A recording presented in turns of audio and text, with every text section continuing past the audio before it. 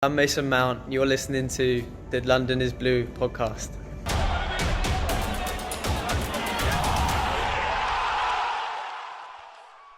Hey, Chelsea fans, welcome back to another episode of the London is Blue podcast. Dan here alongside Nick. This is just a fun, speculation-based episode about who Chelsea will maybe bring in as left back. Players like Ben Chilwell, Nicolás, Tagliafico, all being rumored. Again, nothing concrete at the moment, just the most tangible links that Chelsea have identified right now. But Nick, a little bit of fun ahead of hashtag Project Restart. That is correct. And we need your help. We need a bit of follower growth on the following platforms: Instagram and YouTube. Instagram at London Blue Pod. We're trying to publish some really cool custom graphics there and working with a really cool graphic designer to do that. So support us on that front. We're also doing a giveaway right now, so there's a little added incentive. And then go follow us on YouTube. We need to kind of bolster our YouTube audience. We've been publishing all of our most recent episodes as videos, so you can check out how we react things. My many faces that I will go through in an episode. At London is Blue podcast on YouTube. You can find us. All of our player interviews are there. Everything is there. So go check those out, and we'll see you there. Welcome back, Chelsea fans, to another, that's right, episode of the London is Blue podcast, your favorite, hopefully, Chelsea podcast in all of the land. We have Nick back. Brandon absent again. He deserves a little time off, right, Nick? Maybe. I don't know. He's been slacking so much this year. It's really tough to keep up with all the missed appearances. So I think he's probably going to have a fine coming his way unless he shapes up. I mean, it's the kind of disciplinarian I am on this show, knowing that I'm the captain. Apparently. Oh, yeah. Well, with Brandon MIA, we are so lucky to be joined once again by Yannick, Chelsea Yannick, also a wonderful Olivier Giroud impersonator, coming in hot on this episode. Olivier, how do you feel about that new contract? Obviously, I am from London and I am very happy to play for Chelsea with everything that's going on with the world at the moment. I did not want to go to Inter. I'm very happy to stay and fight for my place in the team and win a championship.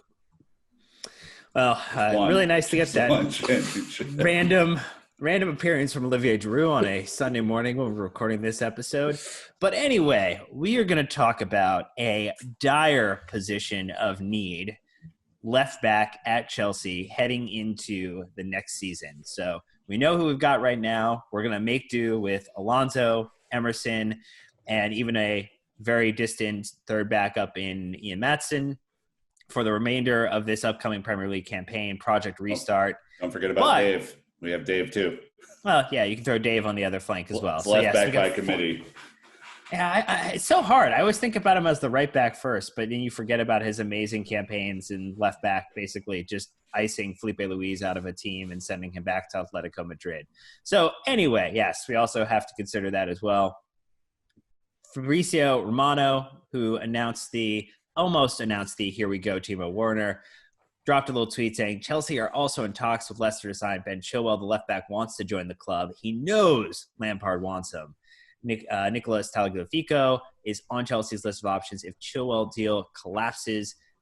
So, Yan, I know you're aboard the Chili B train, as I think you're calling it, for Ben Chilwell. How do you feel? All right, let's go. All right, you're going to ask me how I feel. Yeah. Let me talk. All right, but I'm not aboard particularly the Ben Chilwell train. I'm apparently aboard the Chili B nickname train, which is a very different train. They go in different directions. So I guess I'll talk about Ben Chilwell. So they run perpendicular or they run parallel? It sounds like they run perpendicular. Chili B train is kind of in a tangent universe, and I don't want to get into that. So I'll talk about the left back, Ben Chilwell, for the moment. First and foremost, Dan, as you so eloquently started the episode, yes, the ultimate problem position for Chelsea, and you listed off the left backs that we've got. Interestingly, Ian Maatsen that you spoke about, he's obviously just penned a new long-term deal, and obviously Jody Morris and Lamps know him very, very well. I believe it might have been Liam, your boy, who said that he actually, him or Simon Johnson, or both, because I know they work together on The Athletic, he said Maatsen actually is backing himself, or certainly has the ambition to grow into Chelsea's deputy left back for next season. So big. So already you've got, if we're buying a new one, you've got Alonso, Emerson, and Azpilicueta in between for him to get through to become that second left back. But regardless, in terms of the functionality and the systemic play, or the desired systemic play of Frank Lampard's Chelsea football, we need a new starting left back. We need that quality to match the parallel flank of Reece James and basically offer the stuff to play how Frank Lampard wants. And sadly, neither Alonso or Emerson can deliver that. Alonso can be a goal-scoring left wing-back when you need him, so maybe we keep him, we'll see. But in terms of starting, that's what we need. Now, if you don't mind me continuing to ramble on about Ben Chilwell, I will. Go. All right. Okay. No, please, it's our podcast, but this is yours, son. Go for it. Yeah. Well, with Ben Chilwell, beginning of the season, last season, top 3 left backs in the Premier League, starts for England. You say left back Premier League a while ago, you go, well, Andy Robertson, because of how well he fits Liverpool. Luca Dean often gets forgot. Absolutely amazing left back.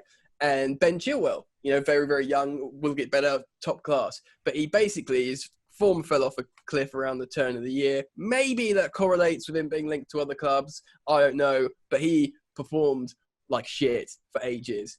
And everyone looked at that. We're looking at the alternatives, Tagliafico, Tellez, older, established left backs that would come in and seemingly do a better job. But in terms of how Frank Lampard wants to play, he obviously sees something in Chilwell that he wants and he thinks can work. So it's one of those trust the gaffer situations. I think we'd all be buzzing if he did sign, and then we could all jump on the Chile B train. Nick. It's an interesting. Are you one, punching right? your ticket to the train, the Chile B train, Nick? Yeah, it kind of sounded like it there, man. Yeah, it's an interesting one, right? Because I think it's a hard. So not only is the price going to be a thing, and we'll talk about that in a second, but his form since the new year, whether he had the Chelsea cold, as we referenced the Bayern to Real Madrid cold for Havertz in the previous episode, or he, just went through a rough patch. I mean, I think it would be a hard sell for Chelsea fans unless he comes back, absolutely on fire for these final 9 matches to justify spending a ton of money on him when there are far more cost-effective options out there. And so, I know that Ashley Cole, at least it has been rumored that Ashley Cole said that he is the truth. And so, I don't know whose opinion you trust more than Ashley Cole. He did say that, by the way. Yeah. So, I mean, if you're looking at, the source of kind of some of the respect, I mean, like Ashley Cole is the best ever to do it in the league. So I'm willing to entertain this. I don't know. I don't know how it's going to all work out with the price, though, because, I mean, Leicester don't have to sell him.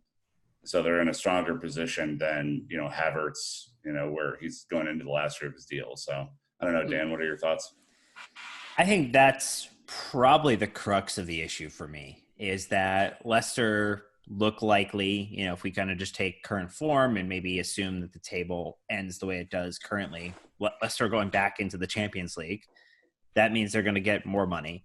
They have Chilwell on long terms, so they are in complete control. The player is not in any control really, other than trying to force a move out, which is typically doesn't work the way that most players hope it does. So Chelsea are going to have to stump up. And according to Fabrizio and the report that they kind of put together in The Guardian, Leicester are going to want somewhere in the range of £65 million, which is exceptionally expensive. I mean, we kind of talk about this occasionally, that there's always a tax on talented English players. So we're seeing that because Ben Chilwell is a young English player. He would be great for... That's why we're growing our own, Dan. We Exactly. Why go spend a bunch of money on heirloom tomatoes from your neighbor when you could grow your own? Like, it's that. Ben Chilwell, the same as I an did heirloom not get tomato. that fucking reference. What was this about? What the hell are you talking about? I don't know if you've eaten really good tomatoes, yeah, but there's. I mean, a I've eaten a good tomato. Yes. Okay. All right. Okay, well, anyway, Ben Chilwell is not a tomato. Ben Chilwell is a left back in English football. And so we're going to stay on that topic. But so I think the concern, to Jan's point around the form dropping, the cost, maybe more like what are the things, Yan, you see Chilwell does really well, and what are the concern areas? Because if we're buying him, we should have maybe a little perspective around what does he actually do well? What are the kind of opportunity things where he's going to need to continue to grow? Cool. Good question, man. Yeah, so Squawka published a really good graphic on this, actually. They were comparing him to Tagliafico when the news was breaking that. They're the two options for Chelsea. Well, certainly Chilwell's the priority, Tagliafico's whatever, the potential backup. Long story short, Chilwell's offensive metrics are better. Tagliafico's defensive metrics are better. But like you were saying, Dan, Frank Lampard, he looks like he's all about attack from what we're doing. He's good at take-ons, he's good at crosses, like he getting the ball in the box and carrying the ball into the box. And that's what Lampard likes. He's not really going to get you necessarily loads of goals. I don't think his expected assists are massive or anything, but he'll basically help you progress things forward more than I think the alternative. And if you don't mind me just picking up quickly on Price, are we okay to bring it back to Price for a minute? Or do you want to talk about that? Okay, cool. So, yeah, originally, like I think it was Nick was just saying, or one of you, I forgot, excuse me, which one of you were saying that Leicester don't need to sell, which is true, right? And when they don't want to sell, even if the player wants to leave and asks to leave, they'll still charge 85 million for Harry Maguire. So that's where Leicester are at, right? Okay, so we know that. The fact of the matter is Chelsea apparently maintain a good relationship with Leicester that they forged since the N'Golo Kante sale, and indeed getting mugged for Danny Drinkwater. But apparently the relationship has been, I would say, fermented, but continued. So people have spoken about it, man. He's going to cost more because he's English, but also, more importantly, unlike the alternatives, he is younger, which is massive, and he has done it in the Premier League. He's been excellent in the Premier League. He hasn't been good for a little while, but he's been an excellent left-back in the Premier League. He's shown he can do it in this climate. You don't know what Tellez is going to do, what Alexandro is going to do, what Tagliafico is going to do when they have to move house, learn the squad, learn the language, learn the speed and the physicality of the league. There's so many variables that come with risk that people and fans don't think about when this foreign player comes in. Ben Chilwell will bowl up at Chelsea and be like, all right, lads, knows most of them, and there's so much to be said for that, immediately forge chemistry and relationships and be like, yes, we're playing. Oh, who are we playing? I don't know, Southampton. Yeah, I know he plays like this. I'm going to go like that. We'll get round the left. We'll get round the right back like that. Okay, let's do it. Do you know what I mean? All these little things, you can't put a price on it. For some Alexandro or someone just dropping into London and being like, I'm trying to sort out my electricity bill and I don't understand because I had an argument with the guy who's fixed my sink and now I'm sad. It's just random shit. I know I'm going off on a rant here, but there's so much shit. Ben Chilwell would just be no problem, no changes. And that's where a lot of the money is worth. Alexandra wouldn't even know where to get his tomatoes. So, we have to think about that too. I feel like I'm going to pay for that one for a long time. I think one of the hard things that you have for your Chelsea, though, right, is especially supposing that you've already done business in the window. I think I would find it hard if, let's say, £65 million is the price, just for shits and giggles.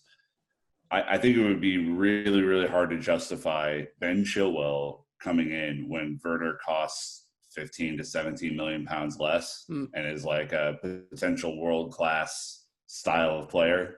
Even if coming from a different league, Kai Havertz would be the same. A bunch of these rumored targets would be the same. Is Ben Chilwell world-class? Yeah, but that's an unfair comparison because all German reporters, like Honigstein said, Werner should be over 100 million. It's a buyout clause that Werner made sure was in his contract to ensure he got moved. Good business. I'm just asking, price aside, is Ben Chilwell world class? No. So Not today. Chili B is though, mate, and he's coming. yes, the alter ego. That would be my thing, because every Chelsea fan is going to look. Well, actually, all world football fans are going to look at the price tags of these players right now, right? Especially in a heightened, sensitive economic climate, and they're going to go, for a Timo Werner, where it feels like he's done good business. Same with Ziyech and probably looking back at Pulisic too. I mean, prior to the transfer window, that was some good business that you got a signing to come in. Kovacic would be the same. Like, if it feels like a deal, you can persuade fans that, hey, we've actually done a really good thing here, and we capitalized on an opportunity. It does not, 15 million. I know what you're saying. Yeah, it does not feel that way, at least right now. If 65 million is the price for Chilwell, it doesn't feel that same thing to me. Which I think is totally unfair to him. By the way, like I'm just throwing out a scenario where I'm looking at potential fan reaction, which isn't the end all be all, but that one feels like we're maybe getting the wrong end of that deal again. And we've already given them Danny Drinkwater. We don't need to do that again. So thinking about that, so there are other options out there. There's other names that's been rumored.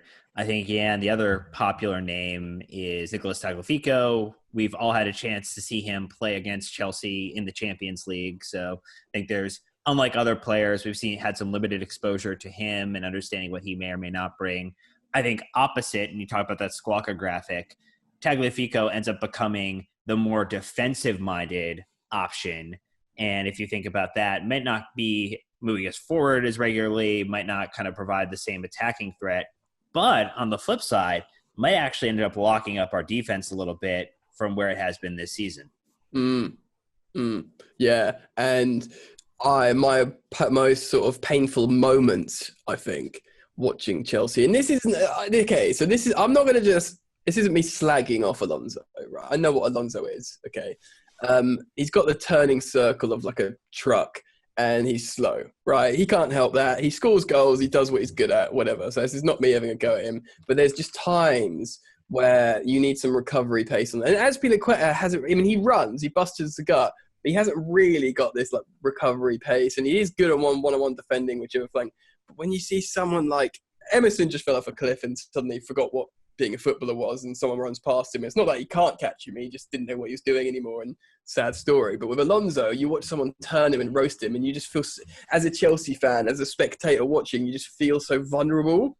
And to have someone playing in that position that you don't feel like that would be lovely, man. And if that is a defensive, like more defensively minded left back, and that, and there's no slight on Tagliafico, because he was playing in Ajax, one of the most exciting attacking teams ever, so the ability's there. And yeah, it's not a bad thing. I don't know, I'd be keen to hear what Nick thinks on this, but I think a lot of us would just, a new left back would be good. And I make Nick, hearing from what you've been saying about Chilwell, I guess this would be your preference. I think so, only because, again, if you're going to play a goalie, 4 defenders, and then everyone else is going to be an attacking midfielder, at some point countered, right? And I think that's the, much like you, when I was thinking about maybe inflection points during the season where it's like, fuck, like, of course we were going to get countered there. Of course there's an overload on that side, because either you had a young Tomori and an Alonso, or you had an Emerson and a Zuma or Chris. You just kind of think about the combinations that we've played on that side this year, and there hasn't really been one. I think the one that Lampard found the most success with at the end was in a 3-back with Alonso as a wing back, and you had Tomori there with the recovery pace, because he has serious speed. I mean, he's kind of sprinter speed. So I think Tagliafico is really interesting to me, because he's a little older, a little bit more experienced, he's played in the Champions League, and provides potentially Maatsen.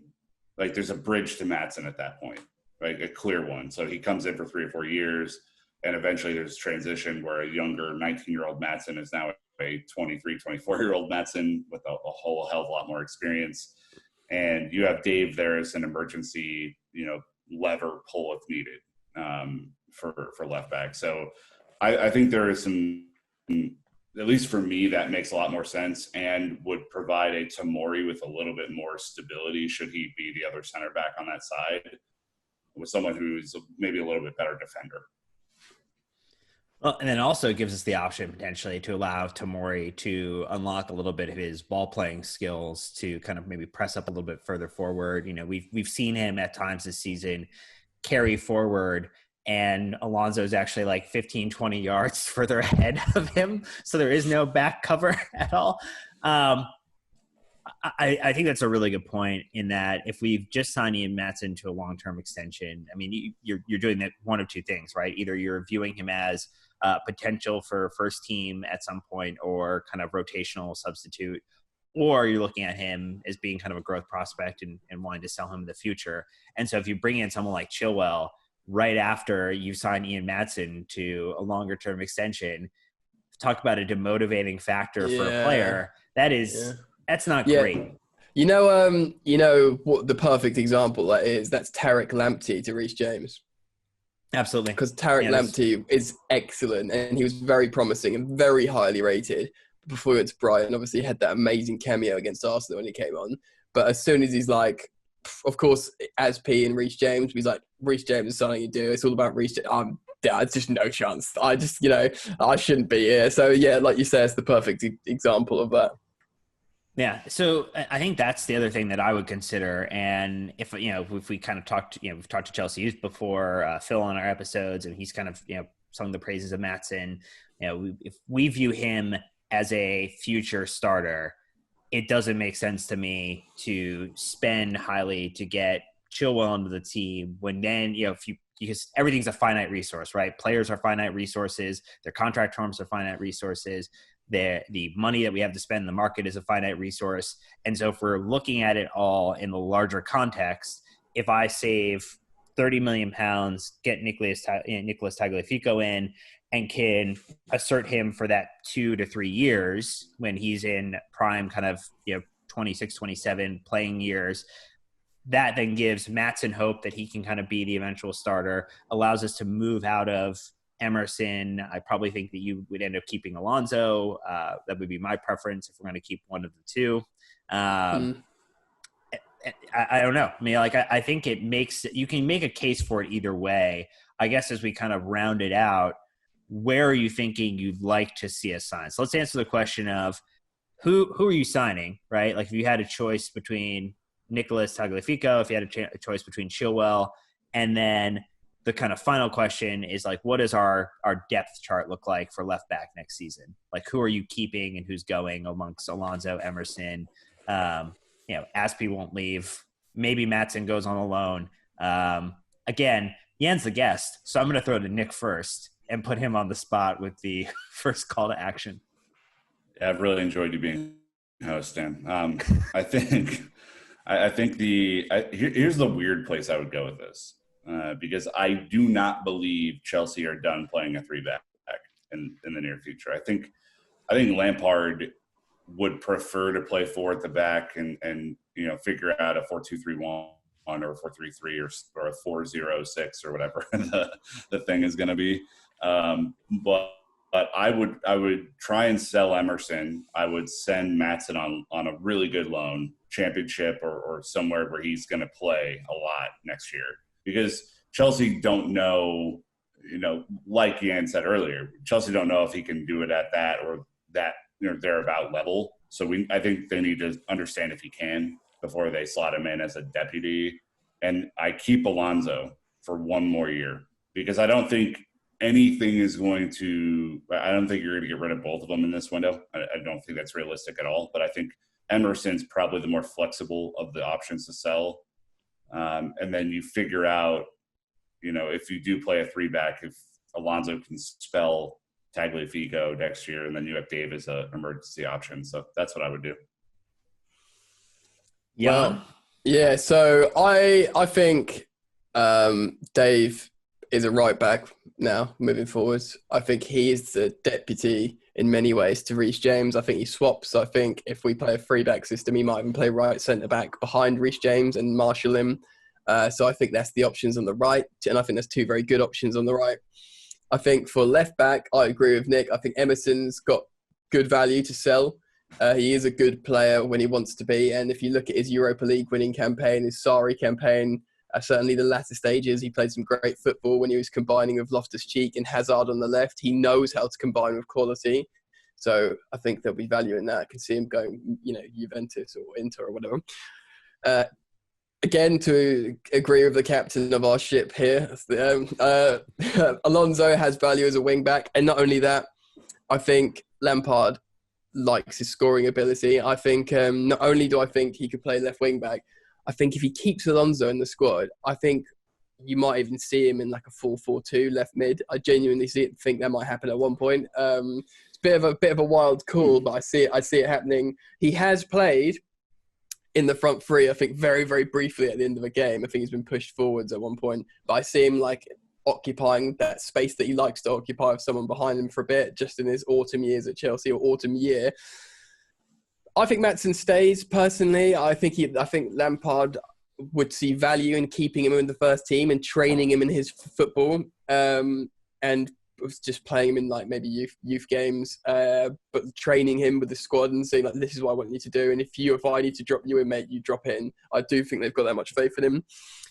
And when it comes to first choice left back, I understand the ethos, the philosophy that Dan, you said with, disheartening Maatsen and all that, and Tagliafico coming in. But to echo my previous sentiments of risk of foreign players coming in and this, that, and the other, and Frank Lampard's what he wants in terms of a shape of player and dynamic. And he said before so many times how important fullbacks are. Look at Liverpool.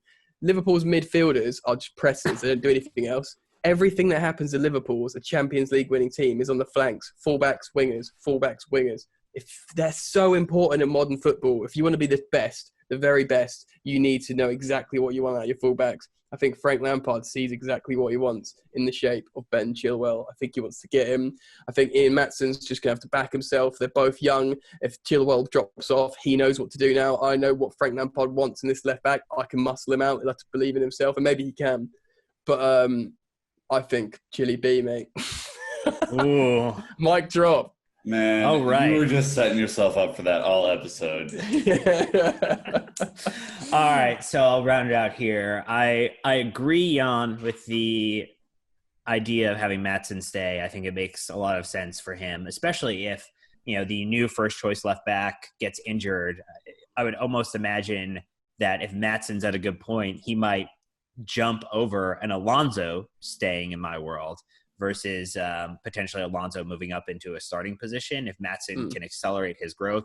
Exactly. Yeah. Lampard is very clearly shown he doesn't care what your age is. If you're the one impressing and training, if you're the one, just absolutely, being unplayable, he's going to put you into that starting 11. So I think if Maatsen is bet on himself with this contract, he should continue to bet on himself, forcing to stay and forcing to be in the team next season. I agree that Emerson would be the one that I would most like to see kind of transition out. And I think that he kind of just actually serves as a blocker to someone like Maatsen. And then I totally hear you with the idea that, he's really a top 3 left back in the Premier League with the Chile train. But I would say, again, going back to my finite resources, if you could get someone like Kai Havertz in and you could bridge for a couple years with Tagliafico, you got to do it. You gotta roll with Tagliafico and let him drive for a couple seasons and go just a touch cheaper, not pay the English tax, and bring in someone with that pedigree, kind of playing at against Europe's elite. Isn't like bringing in Chilwell over Maatsen like bringing in Kai Havertz over Mason Mount? Isn't it the same thing? Ooh, I don't think so. I mean, that when I asked you your the question earlier about whether or not he's like a world-class option, I think we all I take the point. We all believe that Kai Havertz will eventually be up there, right? Whether he is right now at 20 years old, you can argue. I don't know what the ceiling is for Chilwell. I don't get the sense that it's the same kind of level. So if you're going to bring in one of those guys, I know I'd spend my money. Can I just say, absolute scenes in 7 months' time when you get me on again as a guest and Ben Chilwell's one man in the match against Manchester City, and you'll all be. I'm going to make a little song about Chile. I mean, I don't give a shit about Chile being. I'm just on the memes right now. But I'm going to have you guys sing a song together, you, Brandon, and Dan, in harmony. Hey, look, if he comes in, he gets back to 100%. I think to me, it's more of a, again, if we only have limited resources, if we're trying to figure out where we can solidify this squad for the next 5 to 10 years, again, if we have the money to do both, do both. Get Chilwell. If Ashley Cole and Frank Lampard want the guy, go and back him. One of the biggest concerns that people have had over the past 5-10 years is not believing that the club has backed the manager. Very clearly, we've shown so far that Lampard is getting backed with some really significant signings here. And if they want to back him with Chilwell, and they can also do Havertz, that's great. To me, if it's a choice between one or two, I'm going Havertz and continuing to load up on our attack. I'm just a little bit worried that your sound logic is going to sway the listener's opinion off the train. Oh, come on, ride the train. Choo-choo. Come on and ride. And we will sing that song as soon as we have photo evidence of your Croatian flag. You know what, Marco's put me in as an acknowledgement in his book for that. Look, fucking hell. I did the blue beard. I paid my debt. Yeah. On the betting train. Okay, I'll just send you a WhatsApp just to you, Nick, about 12 midnight. I personally don't need it. I want the world to see. All right, We are rounding it out. With this episode, let us know what you're thinking. Are you thinking Chilwell? Are you thinking Tagliafico? Are you thinking that we should try a late run and Tellas to try to disrupt whatever PSG is doing? Let us know what you're thinking about left back, a top area of concern for Chelsea this coming season. We've got to thank you, Yan, for coming back on, bringing the love, bringing some wonderful Chelsea conversation. As always, you got some other stuff going on too. Like you're doing some new stuff with Yan's Yard. You probably should talk about that. Get people going to it. I mean, obviously just come check me out on Football Therapy on YouTube, Chelsea-related stuff. But I do have a second channel called Yan's Yard if you're interested on not necessarily just Chelsea stuff, more just unfiltered Yan, which I'm sure you've had enough of. You can check out Yan's Yard. But cheers. Yeah, pleasure. Thanks for having me on, boys. Unfiltered Yan, by the way, the best Yan. Oh, yeah. Like, Yan, you have like 1,000 different Twitter Abbeys too. So Chelsea, Yannick, football, tell everyone where to find you. We want to make sure that people are okay. Going to it's okay. All right. So I tell you what, Chelsea Yannick, I've got an army of adoring followers, so I don't need any more than that. Just in Instagram and Twitter at Football Yannick. Wonderful. Well, Nick, again, as always, it was pretty good. I'm here. It's filling a seat, the DDB. All right. That's going to wrap us up. You're done for this episode. Awful. Bringing a little bit of Leicester callback there at the end.